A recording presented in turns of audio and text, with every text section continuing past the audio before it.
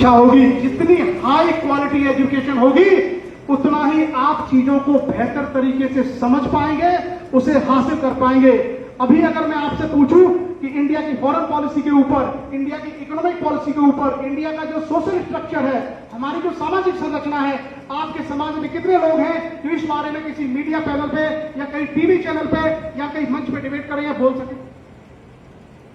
तो लीडर ऐसे पैदा करिए जो सामाजिक, आर्थिक, शैक्षिक, राजनीतिक मसलों के जानकार हो। और मैं आपको उदाहरण देके बता रहा हूं, इसी समाज में स्वामी ब्रह्मानंद पैदा हुए। भारत का नहीं, अपने जमाने में एशिया का सबसे बड़ा कृषि महाविद्यालय बनवा के गए थे राठ हमीरपुर में, और उससे हजारों बच्चे पढ़ के doctor, engineer, scientist, IAS, PCS बने। और कौन थे स्वामी ब्रह्मानंद? स्वामी ब्रह्मानंद ने 23 साल की उम्र में परिवार छोड़ के संन्यास धारण कर लिया था। संत हो गए थे। आजकल के संत मठों की जगह पे संसद और विधानसभा में घुस जाते हैं, और वो संत आपको विद्यालय बनवा के देके गया, महाविद्यालय बनवा के देके गया।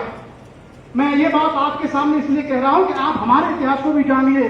हम भी बहुत गौरवशाली परंपरा से आते हैं, लेकिन गलत नेतृत्व के कारण हम लोग उस रास्ते पर चल पड़े जहां हमें होना चाहिए था। 1500 से ज्यादा लोगों को हमने आइडेंटिफाई किया जिन्होंने अंग्रेजों से लड़ते हुए शहादत दी हमारे समाज की। कम से कम 350 राजा, रजवाड़े, दीवान थे। और वो समाज उत्तर प्रदेश के अंदर डीएम से गायब, एसपी गायब, कमिश्नर गायब, आईजी गायब, जज गायब। तो गर्व मत करिए इस बात पर कि हम बहुत बड़ी तोप हैं। इस सिस्टम के 90% से ज्यादा हिस्से में आपकी सहभागिता नहीं है। और मैं तो आप लोगों के समाज से सीखता हूं कि जो अपने हक, देखिए आपके परिवार में अगर 4 बेटे हैं तो आपका एक बेटा 1 कूड़ जमीन नहीं छोड़ सकता। और पिता भी ये कोशिश करता है कि मेरी जमीन, मेरी संपत्ति मेरे बच्चों में बराबर बांटी जाए। तो ये 5-7% का समाज अपनी हिस्सेदारी कैसे छोड़ के बैठा है? ये तभी समझ में आएगा जब पढ़ेंगे, ये तभी समझ में आएगा जब गुनेंगे। मेरी बातों का नेता आप समझ गए होंगे, बहुत सारी सीमाएं हैं मेरी। उन सीमाओं के रहते हुए मैं वो नहीं बोल सकता जो मैं बोलना चाहता हूं, लेकिन फिर भी मैं जो बोलना चाहता हूं वो आप समझ गए होंगे।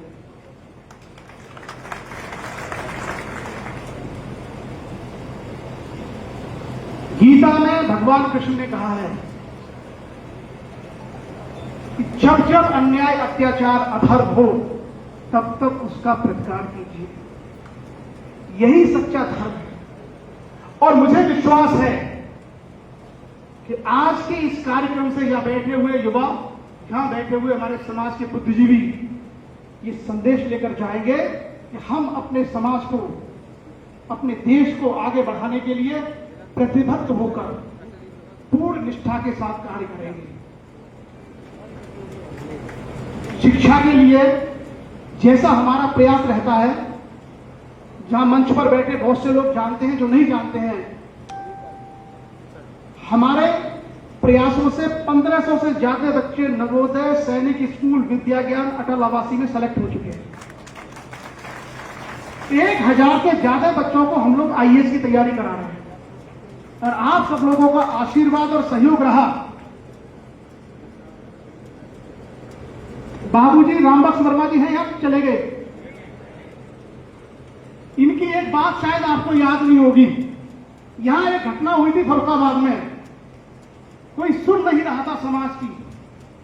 तब बाबूजी ने एक नारा दिया था, नहीं चाहिए सीएम पीएम, हमें चाहिए एसपी डीएम।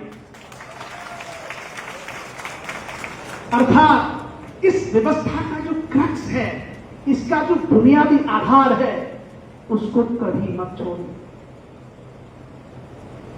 सिर्फ इस चक्कर में कि आप फलाने की जिंदाबाद कर रहे हो, ठिकाने की जिंदाबाद कर रहे हो और बाकी लोग वहां बैठ गए।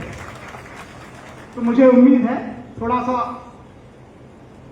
दूसरी तरफ में चला गया, पर आप सभी को बहुत बहुत शुभकामनाएं। और जैसा मैंने कार्यक्रम के शुरू में कहा कि अभी 2 घंटे तक मैं फर्रुखाबाद में रुकूंगा। जिन जिन परिवारों के यहां मुझे जाना है, मैंने उनसे प्रॉमिस किया है, इस कार्यक्रम के बाद मैं सभी के घर जाऊंगा, सबसे मिलके जाऊंगा। आप सबको सूचना दे दीजिए। और उत्तराखंड देहरादून में मेरी पोस्टिंग है, कभी भी आपका घूमने का मन करे, बहुत से लोग आते रहते हैं, आप लोग प्लीज आइए, हम आपको उत्तराखंड घुमाएंगे। You are most welcome and thank you, all the best. एक बार जोरदार तालियां हो जाएं सर के लिए।